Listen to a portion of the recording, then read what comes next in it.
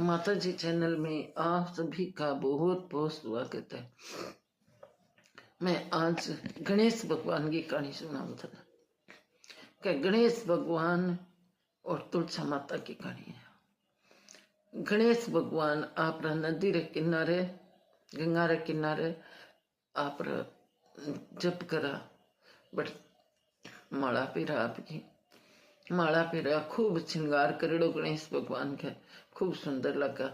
पीतम्बर पहरेड़ो गहणो सारो पहरेड़ो और तिलक और करेड़ो पीतम्बर सब पहरेड़ा और गणेश भगवान बहुत सुंदर लगा। बैठ गई तुलसा माता गई गणेश जी ने कहो गणेश तू मेरे साथ ब्याह कर ले। गणेश जी बोले मैं तो बाल ब्रह्मचारी हूँ, मैं तो ब्याह करूंगा नहीं कर सके।